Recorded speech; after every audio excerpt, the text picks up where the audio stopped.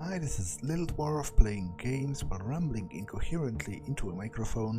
Why? Well, just because I can, and I continue with Vampire the Masquerade, Coteries of New York, blind.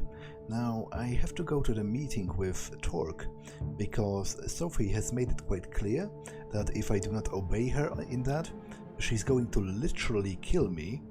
So I guess I have the threat of death from Sophie if I do not do it, and I also have the threat of death from Callahan if I do it. Well, I think I'm going to drive around a bit before going to the meeting, because maybe if Callahan's people are tailing me, maybe I can lose them. Yeah, you do intend to visit Torque tonight, but you decide to drive around for a bit first. Something tells you that there might be somebody tailing you. It sounds sensible to try and lose them. You spend a good 2 hours looking in your rearview mirror and driving all over the city before finally driving to the Bronx. You take some basic precautions as you enter Torque's turf. You park a few streets over from where the pub is and walk towards it while keeping an eye for anyone suspicious. The kindred, for the most part, look no different than regular people. And it makes things complicated, of course. If you're being followed or watched, it's going to be hard to tell. You reach for the pub, shooting a final glance around. There's nobody suspicious around as far as you can see, and you open the door. The smell of cigarettes is overwhelming. The whole place has an aura about it, a constant fog hanging right under the ceiling. The lethargic fans do nothing to disperse it. A constant crack of billiard balls and clinking of glasses tells you all that you need to know about the clientele. Not a very vampiric place at all. You're wondering if you've got the address right. You apparently did. Mia's here. She motions you over to one of the few tables around. Took your sweet time to get here. What, got cold feet? Never mind. Anyone follow you? I don't know. Oh, weren't you supposed to place lookouts? To verify that? We did. Got the word of your coming a few minutes ago. I'm just checking if you paid attention. Before I introduce you, there is some outstanding business to discuss. You didn't prove very helpful at the bar. Carol, the bartender, mentioned that you made an effort, but as you can imagine, there's plenty of licks who use feminine pronouns in this city. Still, I take whatever I can get, so thanks for that, I guess. Come on, Torque's right there. You walk towards one of the tables. A guy in the coat and hat leans over, take his shot. He's way ahead of his opponent, and the table is clear of his balls. Save for the 8-ball in a tricky position. Hey, they're here. I'll be with you in just a moment. The hit is fast and precise and sends the black ball exactly where the player wanted it. His opponent lets out a frustrated sigh. And that's that. I believe that's 150 American dollars, Joey. You want to pay up now or up the stakes again? The disgruntled man accepts his defeat and pays up, then declares he's going to grab another beer. To the victor goes the spoils. Thank you kindly. He turns his full attention to you. The man is good-looking, if somewhat gaunt and intense. His eyes especially seem to pierce right through to the core, but not in an unpleasant way. Name's Torque. I believe you're Matt, Sophie Langley's new plaything. Is that right?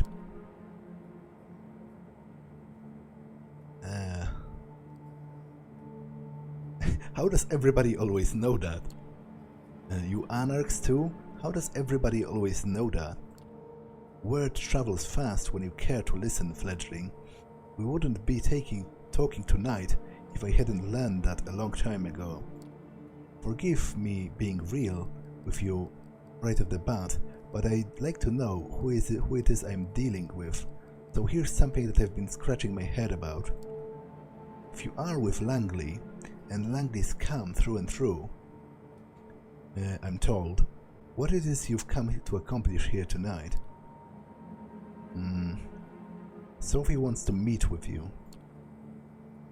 Don't ask why, she didn't tell me. She just said it has something to do with gathering allies against Boss Callahan. I'm here to arrange this meeting. The fuck? I knew nothing about this, T. They lied to me. Mia's furious. She's looking at the pool cue and at you as she was figuring out the best combination for the two. Ah, right, so she's thinking about stabbing me with it. It's fine. I appreciate the honesty, even if you weren't straight with my second in command. That I don't appreciate. Well. Ain't that an interesting proposition? Can't be seriously thinking about meeting with Langley.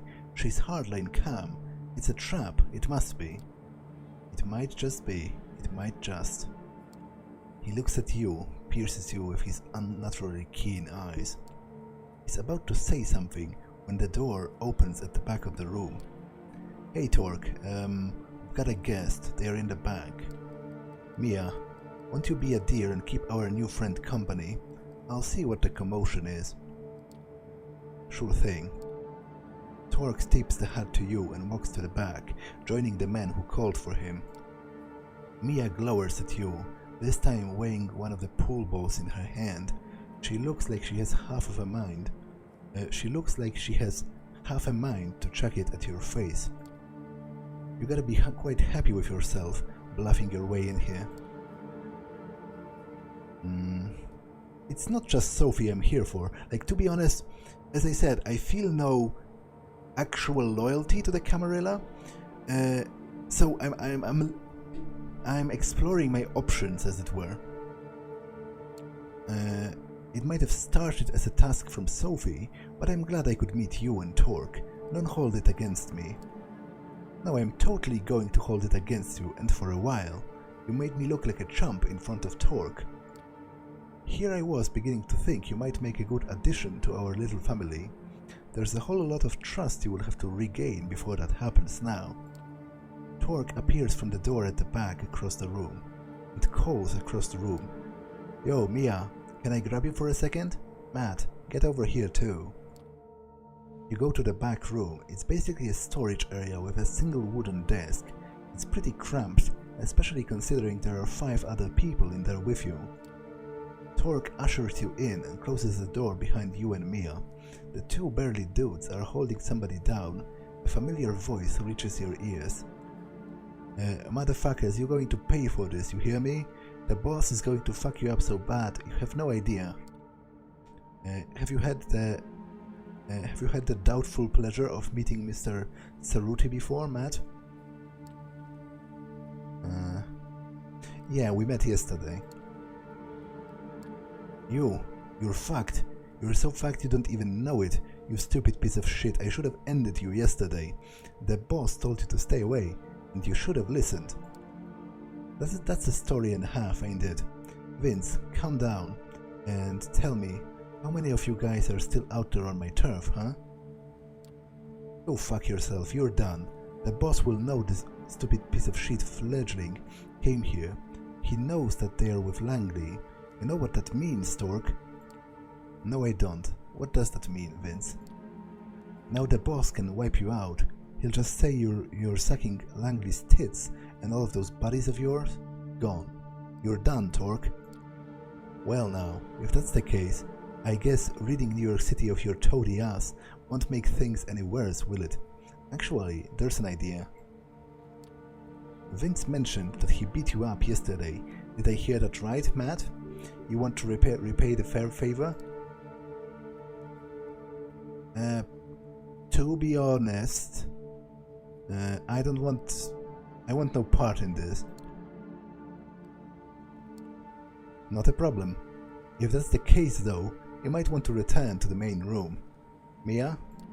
My pleasure. She starts wailing on Vince without hesitation. The burly's man frame begins to crack, and the other 2 guys who were holding him step away as Callahan's toady curls up on the floor. Mia kneels down and bites Vince's throat. The vampire on the floor fades with each passing moment until he barely resembles the man who beat you into a pulp yesterday. Yeah, that's enough, Mia. You want me to bring him outside? No. He takes an old pool cue and breaks it over his knee. Stake him and take him downstairs. Let's keep Callahan guessing about what happened to his favorite puppy. Mia takes a sharp piece of wood and jams it into Vince's chest. His features grow slack, his entire body inert. He doesn't even give out a yelp. The other two Anarchs take him out the room. As entertaining as this was, I think Vince, in his unmatched wisdom, shared more than Callahan would hope for. This changes things. Ever heard of Operation Lights Out? It was a second Inquisition effort here in New York City, a single night of raids at a magnitude never seen before or since. The Ivory Tower got away with just a few losses here and there. No major players were hit. They managed to find safe spot and stay out of the eye of the shitstorm. Us, though, we've got hit hard, and all over the town. Havens were rooted out, entire coteries and safe houses gone, just like that. Nobody saw it coming. I barely got out in one piece. Mia looks at him with concern, and puts a hand on his arm. He shrugs it off, gently but surely. Others, like my child Barb, or Mia's sire, extinguished. But you know who got out without a scratch? Callahan. We've thought about it for the last few years. How is it that Big B himself managed to excuse himself from the Staten Island Museum where we used to meet just before vans full of guys in body armor show up? How is it that as my baby is burning up after being shot with incendiary rounds, I also see that Doug Callahan is running with his tail between his legs, pushing fledglings like you in the path of the SI. We think that the bastard knew what was coming and that he set us up. Not just us, some of our brothers and sisters who got hit had some of the lowest profiles in the city's league population. The moral of this story? Callahan is an opportunistic motherfucker, and even his thickest followers suggest he's going to sell me out. And if even his thickest followers suggest he's going to sell me out, then that's what he's going to do as sure as the sun rises. He pauses for a moment, and you see him reach a decision. You said something about Langley having an offer for me. It might be your fault in the part that I am at this juncture, but now's going to be a good time as any to listen to what she has to say. I don't think this is wise, T. Well, what would you have me do then? You said it yourself. This is all the fledglings' fault. They brought this on us. So let's use them as a bargaining chip. Callahan wants them. Langley needs them. They are valuable. Me valuable? I'm just a pawn. I think if I play this up, I might be able to convince them that I am not worth it, basically, that nobody is going to care for me. I'm just a pawn, that's why Sophie sent me here. Plausible deniability and all that. I am expendable. The realization that you just summarized the entirety of the last 2 weeks or so hit you hard, but if there was a moment to be honest with yourself, it is now. Fuck. The man puts his hand on Mia's shoulder. She calms down a bit. We're afraid, Matt. But then what else is new? It's a paradox being who we are. The hunter one night and the hunted another. Masters of the night and slaves to the dawn. Duality to everything. Mia, I understand your concern, but I need you to trust me like you did before. This is my call and my responsibility. You can give me shit about it later, like I'm sure you will. Count on it. He smiles, and then takes a no-bullshit look and points at you. 3 conditions. First, you come pick me up personally and bring me to the meeting spot. Anything goes sideways, it's your ass. Second, Mia's coming with me. No two ways about it. 8 eyeballs in the meeting. The 2 of you and the 2 of us. Nobody else. And the third, a meeting is in public, downtown, some spot frequented by mortals. We see you take us anywhere fishy, we check out and fuck you up as a message to Langley. I count on it not coming to that though. You seem likable enough. The cam hasn't gotten its talents in you yet. Keep it up and maybe you'll come to the same conclusion we did in your own time. I'll repeat your conditions to her. I'll make sure to repeat your conditions to Sophie. You do that. Best be on your way. Ask for me when you need me. The bartender knows how to get in touch. Just ask him to put the owner on the line. Mia walks to the door and accompanies you to your car. Listen, about what I said before. Yeah, what about it? I panicked, that's all that it was. It was unfair, what I said. If anything, it is my fault. I am angry with myself, and that's what makes me angry with you. Forget it. See you. She starts walking back to the bar as you start the engine and head back to Sophie's apartment. Time to give Sophie the news. The fear you felt when you left the apartment may not be there anymore, but the atmosphere is still frigid when Sophie addresses you upon entering. Tell me you have something for me. You nod. She brightens up just a little, more like sun's rays glistening on frost than the radiance you know she is capable of. Well, let's hear it. What did Torque agree to? You relay the leader's conditions. You are to pick him and Mia up.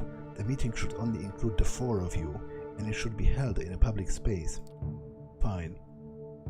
I would ask you to pick them up tomorrow. How about Hudson Yards, the top of the vessel?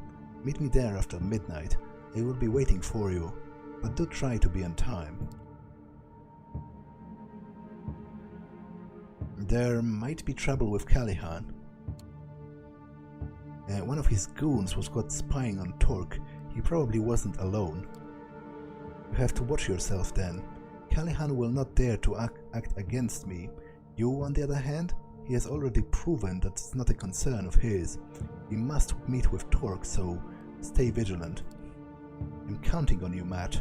The final puzzle piece is about to find its way to its destination. After that, we'll get our just reward. You, me, the Camarilla, and even the Anarchs. After a fashion. Use the rest of the night well, and take a good rest. We are but a day's sleep away from shaking this city awake.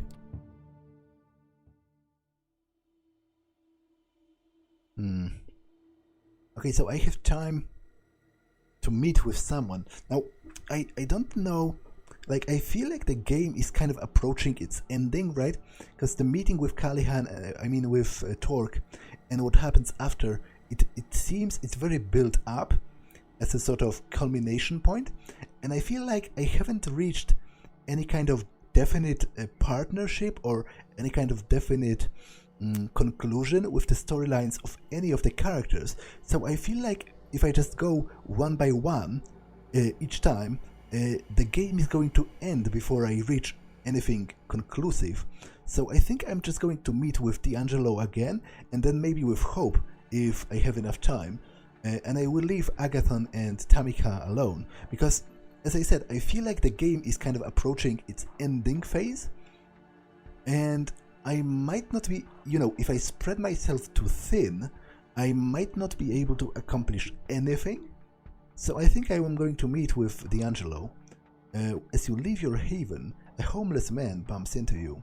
You turn after him, but he blends into the crowd before you can even get a good look at his face. Instinctively, you check your pocket. A note, looking at Manhattan Bridge. Come over, D. Knowing that there are only so many places with a good view of the Manhattan Bridge, you decide to check the ones that aren't likely to be crowded at this time of night. It doesn't take long before you hit the jackpot, Jane's carousel. As you are walking along the pier, you notice a lonely figure sitting on a bench, steel flask in hand, his legs up on the railing. Soon enough, you hear a familiar voice. Evening turned to night, and as the final flickering rays of sunlight gave way to the kind nocturnal shadows, so did the last of the jabbering tourists then give way to the blessed silence. And yet I couldn't shake the feeling. Pausing mid-sentence, he leans back over the bench backrest and looks straight at you. Upside down, his face looks even creepier than usual. But I wasn't alone. What is it with you and narrating? To be honest, that sounds more like something a Malkavian might do. You know?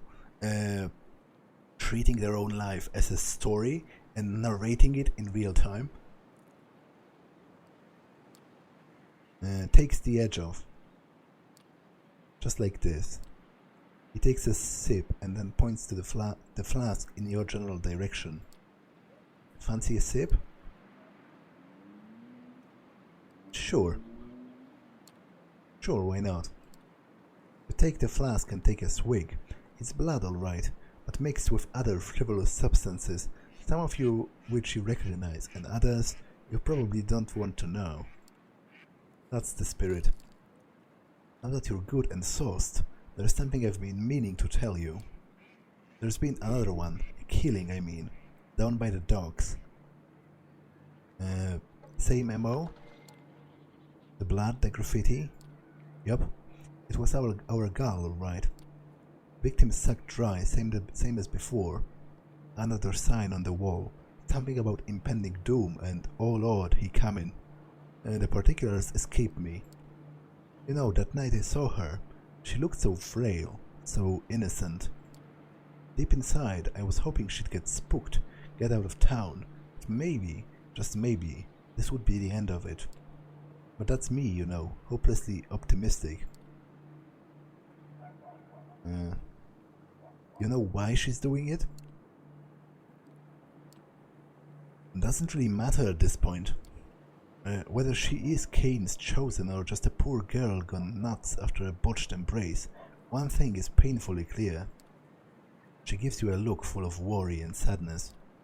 She ain't gonna stop. Takes a swig, as if to punctuate the sentence. So anyway, I have set up a meeting. Neutral ground, public spaces, shouldn't get too ugly. Still, I was hoping you could tag along. Meeting with Larson? Is it Larson again? Nah, let's leave that poor schmuck alone for now. It's pretty clear he's just as clueless as we are. He looks away and pats the bench next to the one he's sitting.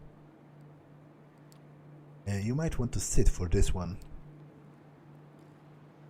Am I meeting your parents? Unless you want to introduce me to your parents, I can probably handle it. Come on, who is it? Valerie.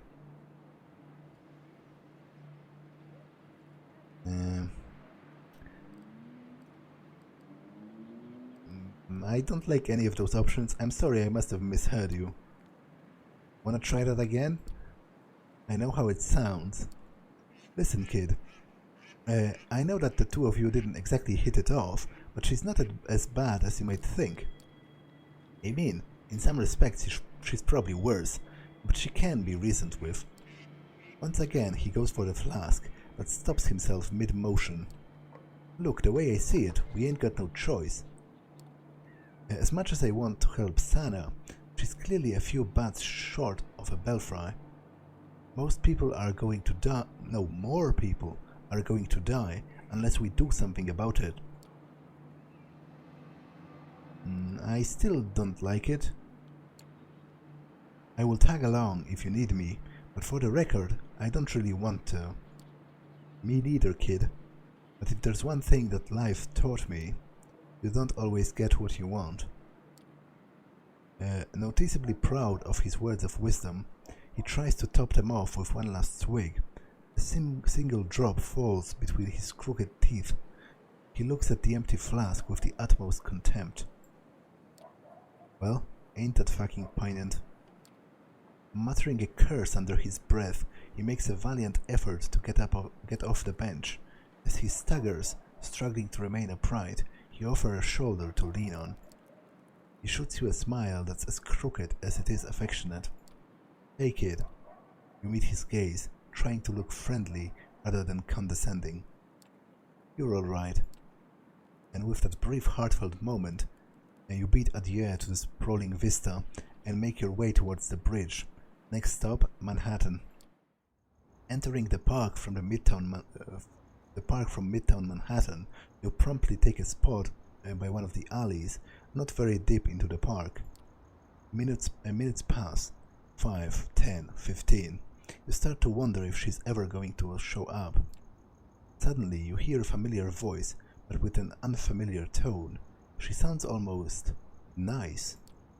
"Hello, Ginny." And there she is, walking along the side of the fountain.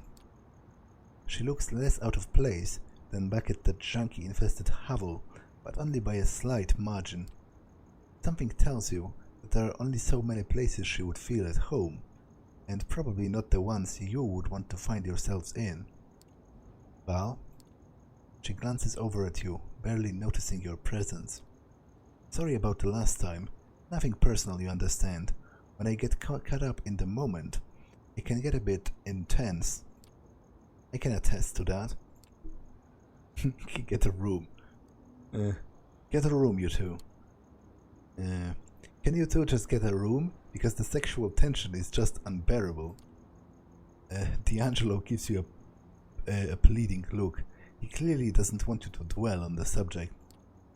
"You hear that, Ginny? Your friend has us all figured out." She takes a step forward. The smell of her perfume is overpowering. Or maybe it's just jealousy. Although I'd be careful if I were you.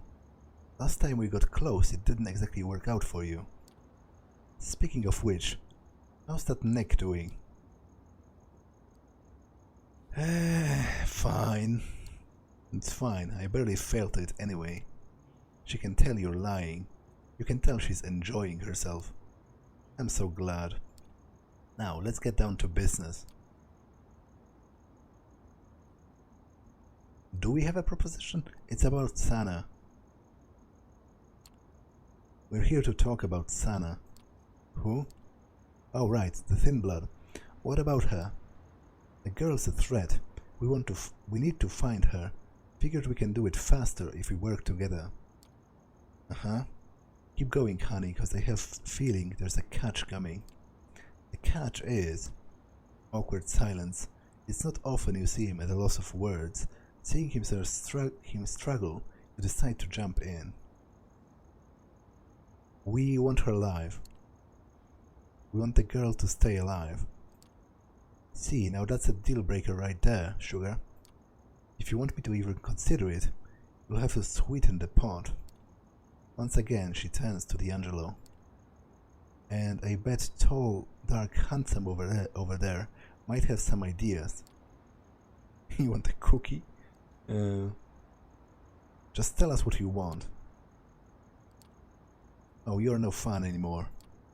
She wants a higher profile target to show off to the prince what a good little scourge she is. But is that all you care about nowadays, huh? Playing the game, climbing the ranks? A smile creeps onto her lips. You can tell it's forced. D'Angelo definitely knows how to get under her skin. That's my Ginny, a big old brain and a heart to match. Once again she turns to you. I knew right away that he'd try to help this girl. He does love him a damsel in distress. But you, I am still not sure what your angle is. What do you care? Why do you care? Shouldn't it be why do you care?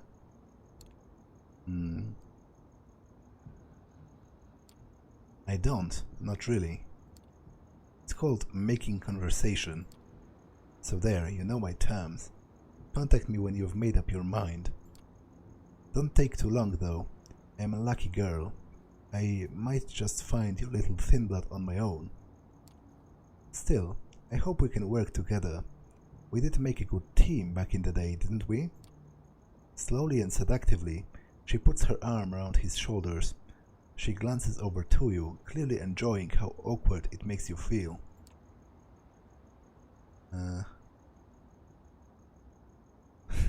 Have a thing for the Nosferatu? You really have a thing for the hidden, don't you?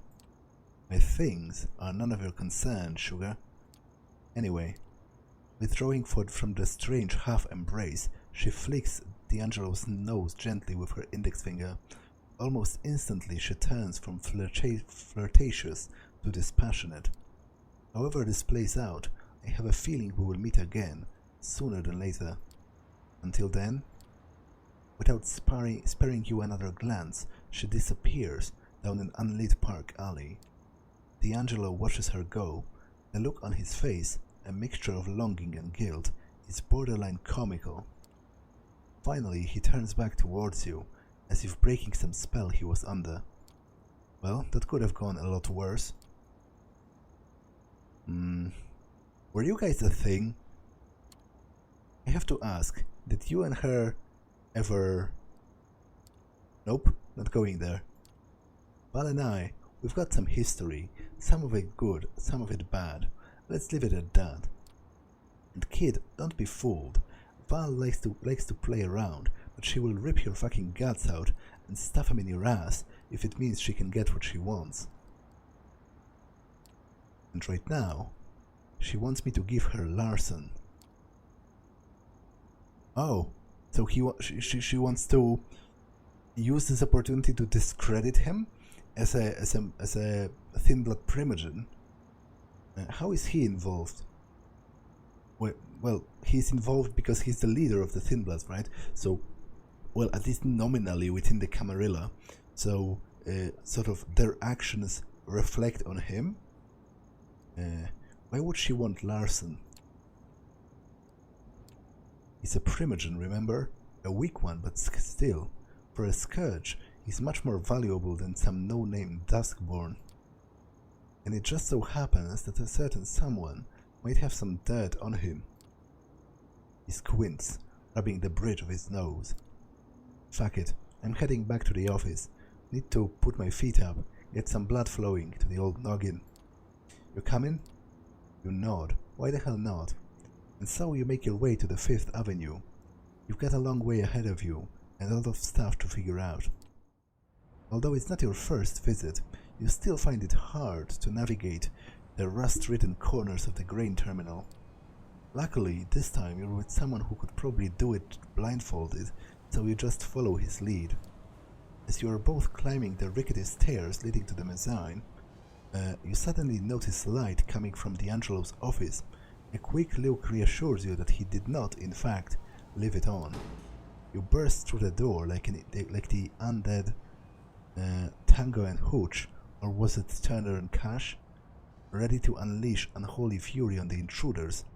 You half expect an Anarch death squad or an SI hunting party. Wasn't it Turner and Hooch and then Tango and Cash? Instead, you get Larson, who nearly falls out of the chair when you two burst in. Missed us already? Well, look who it is. Missed us already? Hardly. Seemingly both intrigued and irritated by the surprise visit, D'Angelo walks over to the cabinet and pulls out a fresh cigar. Then may I ask what brings you, O venerable primogen, my humble abode? Her. He points at the tiny shadow covering in a corner of the room. To your astonishment, it turns out to be a very familiar face. The blood. No, not again, please. Did she tell you anything? She just keeps babbling about blood and signs and all of that nonsense. She came to my house, probably figured out who I was, thought I could help, but honestly I have no idea what to do with her. I mean, I should turn her into the prince, but that's just another strike against my people. Then again, I can't just set her loose, not after what she did. Fuck D'Angelo, you can tell I'm desperate if my first instinct was to come to you. No, Larson. I would attribute that decision to what is left of your common sense. He leans over to you. Hey kid, I think we should call it a night. Just give me some time to talk to the girl. Maybe I'll get through to her somehow. The sign, it's always there. Though I ain't holding my breath. Honestly, you're glad to live into it. Spending the night in a small room with a tiny serial killer somehow doesn't seem too appealing. Still, you're hoping D'Angelo will be alright. He's got some tough choices ahead of him. So, do I need to rest already? Yep. I kind of feel like... isn't the meeting with Torque, tomorrow? I kind of feel like I still accomplished nothing. I'm kind of in the middle of D'Angelo's storyline, and the rest I have only just started. But I don't really have a choice, I have to sleep. You wake up. This is not your haven. It's a cramped space. You try to move your arms, and find they are tied to your body. You can barely bend your legs. When you try to stretch your neck, you hit a cold ceiling. You can't quite believe it, but this is a coffin, or something close enough to it. It vibrates slightly, but you can't hear any sound coming from the outside. It's entirely dark.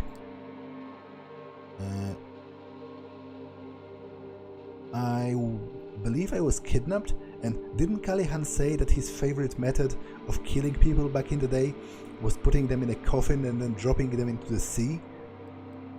And try to break out. You kick the front door of the container. The only reaction is a dull metallic sound. You try using your fists, but there is just not enough room to get a good punch in. It seems pretty hopeless. Some more tries. Nothing. This is bad. Suddenly, the container moved slightly. A moment of silence. An indistinct male voice and shouting. A muffled shot. Silence again. The lid comes off. What the... Well, I'll be damned. The shifty fucker delivered the goods.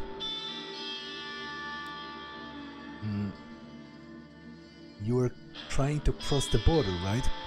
Walked right into the Imperial ambush, same as us and the asshole over there. Wait. It's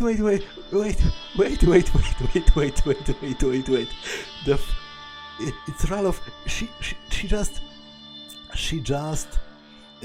quoted Skyrim to me. Like, that's hilarious. because that's Ralof, right? The Stormcloak soldier that talks to you when you wake up on the wagon going to Helgen, and he says that you were trying to cross the border, walked into the ambush. I'm not sure if he talks about the asshole as well. I think he talks about the thief, because there's a horse thief. But I'm going to put a link to Skyrim's intro in the description for comparison's sake. But I'm pretty sure if it is not a direct quote, then at the very least it's a very close one, approximation. That's kind of hilarious. We gotta scram and fast. Follow us. Seeing their faces is surprising, even more so in those circumstances. However, you realize the immediate danger and follow your companions out of the car and down the street in North Bronx. The van has crashed into another car. A familiar face, that of Kaiser's ghoul Jackie, stumbles out of the wrecked sedan and slinked away into the darkness before you can call after him. The three of you jog towards the line of the trees and take shelter under the branches, just as you hear a chopper approaching. Its searchlight illuminates the wrecked van and moves towards you. Lay low. D'Angelo does his disappearing trick and vanishes from sight. You look to Hope, but she's not there. You haven't seen any movement, just the tree she leaned against a scant few seconds ago. You're left alone, with seconds to make your move before the spotlight finds you.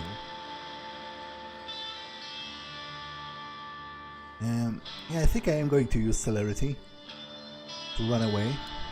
You take off before the light can reach you. In just a single dash, you find a small overgrown mound beneath an old tree. You realize that you didn't have to run that far.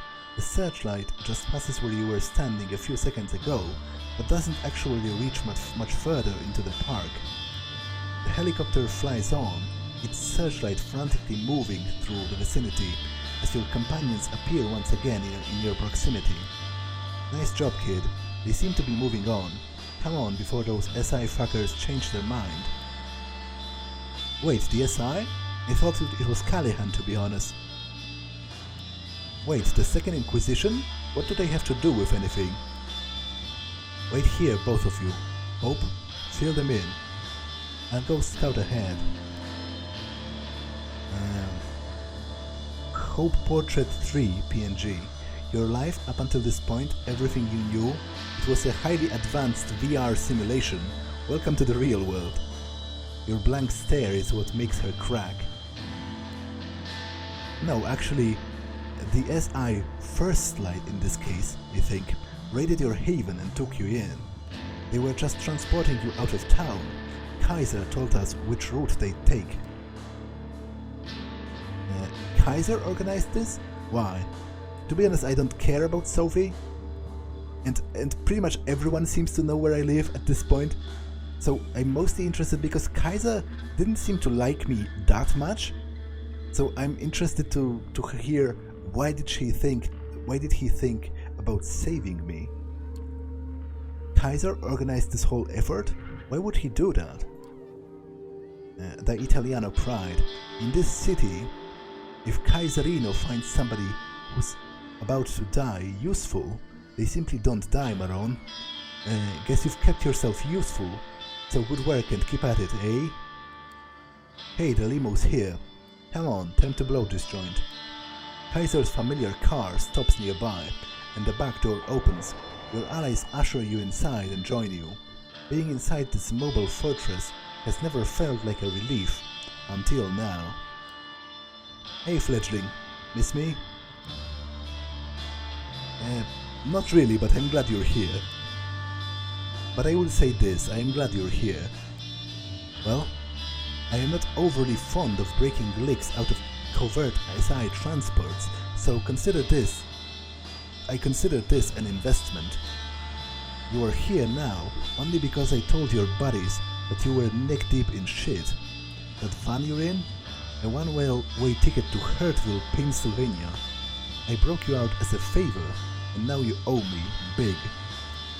Hope snorts. What's so funny, Jester? Hurtville? Pennsylvania? What, you like it?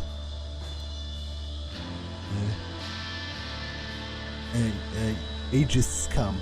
Yeah, it's literally the funniest thing I've ever heard. Is there a Usenet where you workshop those bits with other ancient demons? Can I get in? Everyone's a critic. So I guess she wasn't mocking him. Sometimes it's hard to tell, especially over text, because obviously text is pretty bad at conveying sarcasm as compared to voice and tone. So, how did you know? How the hell did you know that the SI broke into my haven and took me away? Is that a piss-poor attempt at an insult, fledgling? I've kept an eye on you since you did that little job you did for me in Nolitha. You know, in case I ever needed you for something else. I had to know your comings and goings. Guess the rumors are true. The old fart is surprisingly good at keeping up with the information flow in this city, despite his age. Probably in the top 3. Gee, thanks, Sugar. To be fair, you're probably in the top 10. He grins, with what you assume is a lecherous smile. Hope seems only momentarily insulted by the top 10 remark. I have a good idea of why the SI hit you, Matt. Not that there are a ton of good reasons for it. It might have been one of those, for instance. The screen in the Kaiser's car flicker, and each of them now shows a short loop clip. It's you getting into a fight, feeding, using one of your powers. You haven't exactly kept a low profile, fledgling. I get it, you're new to it, you didn't know better, and yada yada yada. The fact is, the SI has tons of this stuff. Security camera footage, YouTube videos posted by onlookers, social media posts from victims, you name it. Like I said, I don't think any of these did you in. Slip-ups happen. Not to you though, right? I've always wondered, how is it that you can drive a pompously luxurious limo around New York City and never get caught? What's your secret? Body doubles? Decoy cars? Kaiser smiles, going for that anthropomorphic piranha look you saw a few times before. You do know what killed the cat, don't you, Mr. Finch? D'Angelo freezes and scratches his face, looking fiercely at the other Nosferatu. You see that his hands are shaking. Well, do you? Stop shedding on the upholstery and answer, or should I use your given name too? Yeah, I know why the cat croaked. You would, wouldn't you? You've never seen Angelo serve anyone a death stare quite like the one he's shooting Kaiser now. As much as I enjoy tempering your overinflated ego, we might be nearing our destination, so I think I will move on. The reason I need you walking and talking, Matt, is to test a hypothesis of mine. For that, I need you to finish what you were tasked to do. So first thing first, here. He hands you a phone. A number has already been dialed. You hear the tone. Somebody picks up. Who is this? It's me. Matt, are you okay? We are fine and dandy. Kaiser, what are you doing on this line? What do you think? It's my phone your protege is using, so keep it snappy. Operating a secure network ain't cheap. Come on, Matt, spit it out. I guess he did save me. I could be a dick and say this, which is also technically true, but I have to hand it to him, he did arrange for it. Kaiser saved me from the Second Inquisition. I only got out because of him. Your companions look at one another dejectedly. As I? Well, that was a bad way to phrase it, because, to be honest, if the game allowed me to choose my own response fully, I would have said that he has helped my companions to find me, which would appreciate the roles that everyone has played, because the way my character said it in the end, it looks like he considered the roles of my coterie members not important. The SI, that's what I feared. I believe I owe you an apology. I brought this on you in a way. I'm sorry. Now I've heard everything. Shut up, you scabious, filthy piece of... I think we've got connection issues. Hold on. Kaiser drops the call remotely. He then waits about half a minute, after which he dials the number again without your input. Sophie picks up again. Got it out of your system, you fucking diva? Yes. Good, and keep talking. Matt, the plan, we need to do it tonight. But if the Inquisition is involved and you broke out, they will be looking for you, so we can't meet in public. I have a place in mind, but I can't give it to you while Kaiser's listening. The Nosferatu just smiles. Call this number from where you've visited before last we spoke. I'll come pick you up. She hangs up. And that's that. Gotta tell you, kid, this entire conversation has my curiosity, alright. Is this my chance to prove myself? No need to answer the riddle. I think I've almost arrived at the answer. Sorry to spoil the fun, but I'll answer that particular riddle momentarily. Don't worry though, I'll throw a few others your way after our mutual acquaintance continues with their night. If my intel is worth a damn, your next stop is right about here. The car comes to a stop, and the door opens. Outside, you see the street leading to the Solids and Stripes, Torg's pool pub. Well, you need me to kick you out?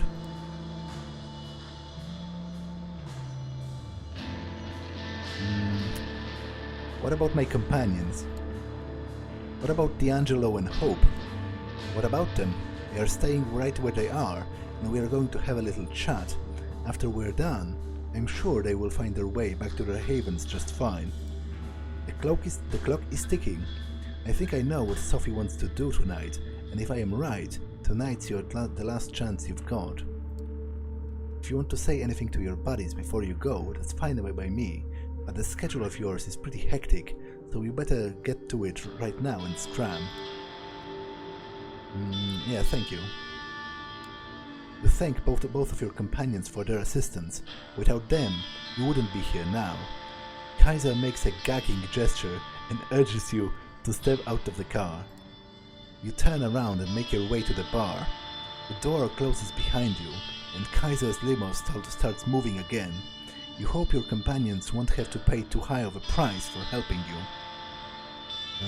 Okay, I think I'm going to pause here, because I'm not sure how long it will still last. I would imagine at least an hour or half an hour, and if I continue right now, the episode would be much too long, so I think I'm going to pause here and go to the meeting with Torque next time. That's all for this one, and I will see you in the next one. Bye!